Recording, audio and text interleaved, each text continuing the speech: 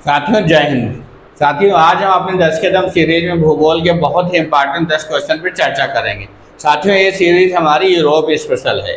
Europe महाद्वीप में पिछले सीरीजों में भी हम क्या करते हैं, क्वेश्चन के माध्यम से महाद्वीपों पर चर्चा कर रहे हैं। तो आज हम यूरोप महाद्वीप पे 10 क्वेश्चन के माध्यम से चर्चा करेंगे। साथियों ये सीरीज मेरी अनुरोध चल रही है और कैलिबर अड्डा के प्लेलिस्ट में जाइए और उसमें 10 कदम सीरीज देखिए, जो आगामी आने वाले सभी एग्जाम्स के लिए बहुत ही महत्वपूर्ण है।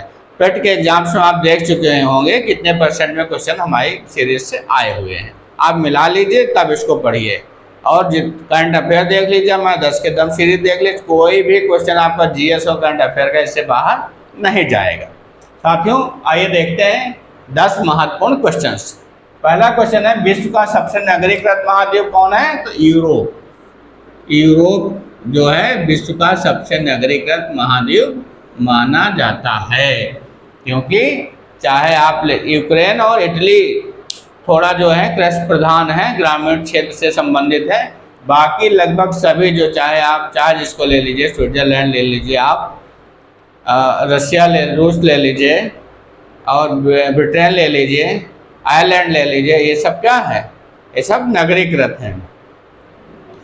यूरोप की सबसे बड़ी नदी वोल्गा नदी।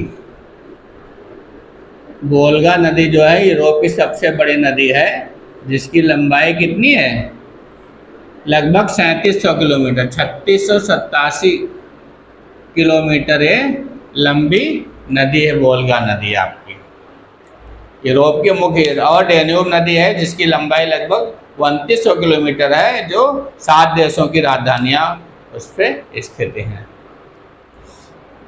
यूरोप इसकी नदियों का हम अलग से एक वीडियो बना देंगे। यूरोप महाद्वीप का सबसे बड़ा नगर किसे माना जाता है? लंदन को माना जाता है। लंदन किसके तट पे स्थित है? टेम्स नदी। टेम्स नदी के तट पर स्थित है।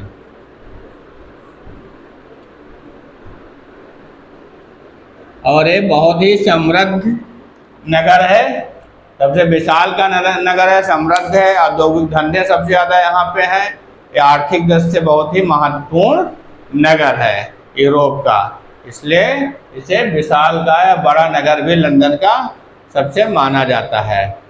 सबसे विशाल का और बड़ा माना जाता है ये लंदन। विश्व का अन्न भंडार, विश्व का अन्न भंडार यूक्रेन को कहा जाता है। यूरोप में स्थित यूक्रेन, जिसपे जो आजकल तो यूक्रेन सबकी जुबान पे सबके यूक्रेन है, रशिया यूक्रेन, रूस यूक्रेन की जो लड़ाई छाई हुई है, अमेरिका यूक्रेन का सहयोग कर रहा है, उसके मित्र देश भी यूक्रेन का सहयोग कर रहे हैं, जिसके कारण रूस जो है अभी तक उस पर कब्जा नहीं कर पाया है, और जो जीतता है वो धीरे धीरे फिर वापस ले लेता है। तो रूस भी क्या है, यूक्रेन की समृद्धि देख करके उसको अपने कब्जे में करना चाहता है।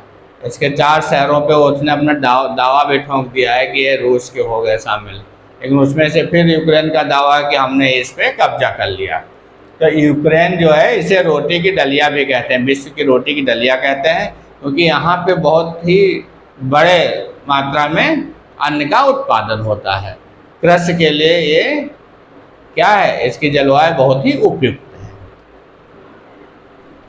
यूरोप का व्यस्ततम जलमार्ग राइन नदी को कहते हैं। राइन नदी, इसे कोयला ढोने वाली नदी भी कहते हैं। कोयले का इतना ज़्यादा यहाँ से व्यापार होता है, तो इसे कोयला ढोने वाली नदी भी कहते हैं। कोयला ढोने वाली नदी।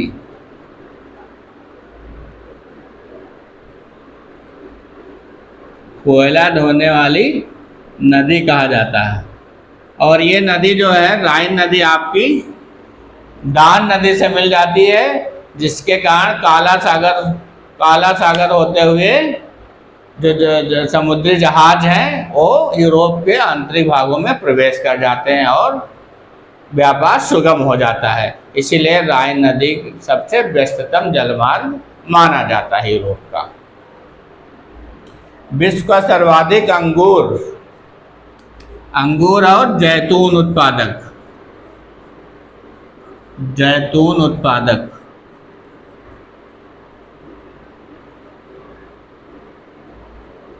ये भी क्या, इटली।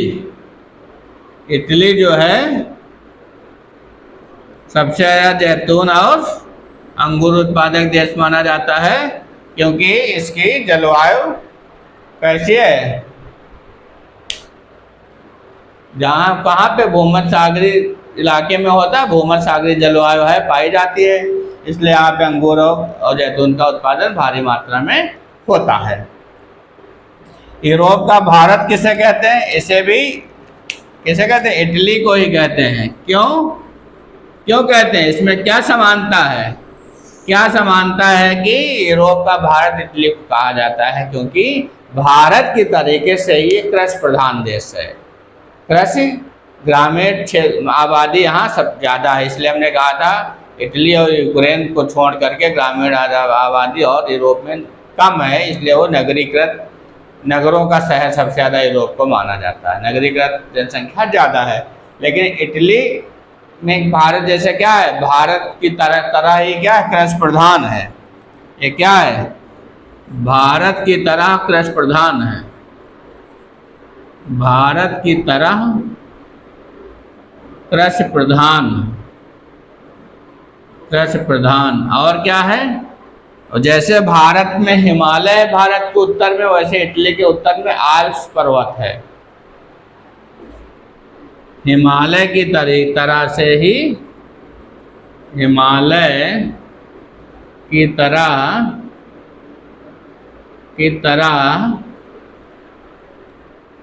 इटली के उत्तर में, इटली के उत्तर में आल्प्स पर्वत स्थित है, आल्प्स पर्वत श्रेणी स्थित है। इसीलिए इटली को यूरोप का भारत कहते हैं। सुरा और सुंदरियों का देश कौन है, तो फ्रांस। क्यों, फ्रांस को शैंपेन शहर भी बोलते हैं, शैंपेन देश या शैंपेन शहर भी बोलते हैं, क्योंकि शैंपेन सबसे अच्छी शराब और सबसे महंगी शराब मानी जाती है। और जहाँ शराब होगी तो वहाँ, जहाँ सुरा होगी वहाँ सुंदरी तो होगी होगी, नहीं शराबी लोगों का मन कौन भटकाएगा। इसलिए सुरा और सुंदरी एक साथ कहा जाता है, सुरा और सुंदरी। जहाँ सुरा है वहाँ सुंदरी है, वहाँ कबाब है, वहाँ नमकीन है, सब चीज़ होती हैं। तो सुंदरियाँ, फ्रांस की बहुत सी सुंदरियों ने विश्व खिताब भी जीता सुंदरता में, आप जानते हैं। तो ये जो है शैंपेन देश भी कहलाता है, और यहाँ पे शैंपेन सबसे ज़्यादा मात्रा में उत्पादन होता है शराब का, इसलिए इसे शराब का देश और सुंदरियों का देश कहते हैं। यूरोप का खेल मैदान किसे कहा जाता है, तो स्विट्जरलैंड को कहा जाता है। किसको कहा जाता है, स्विट्जरलैंड को, स्विट्जरलैंड। और स्विट्जरलैंड को धरती का स्वर्ग भी कहा जाता है। स्विट्जरलैंड को, स्विट्जरलैंड में इतने अच्छे झरने हैं, इतने अच्छी झीलें हैं, इतने अच्छी पहाड़ियाँ हैं, इतने अच्छे घास के मैदान हैं, तो उनको देखने के लिए पर्यटक बहुत मात्रा में आते हैं, इसलिए इसे यूरोप का खेल मैदान बोलते हैं। यूरोप जैसे खेल के मैदान में क्या इतने ज़्यादा लोग दर्शक इकट्ठे होते हैं, और क्या नहीं इकट्ठे होते हैं। क्रिकेट का ही ले लीजिए, मारा मारी मच जाती है टिकट लेने के लिए, इसलिए यहाँ स्विट्जरलैंड में बहुत अधिक मात्रा में पर्यटक आते हैं, इसलिए इसे धरती का स्वर्ग भी कहते हैं, और इसे यूरोप का खेल मैदान भी कहा जाता है। अंतर्राष्ट्रीय बीज भंडार कहाँ स्थित है, तो अंतर्राष्ट्रीय बीज भंडार हमारा नॉर्वे में स्थित है। कहाँ स्थित है, नॉर्वे में स्थित है। नॉर्वे में कहाँ पे, स्वालबर्ड द्वीप पे स्थित है, स्वालबर्ड द्वीप पर स्थित है।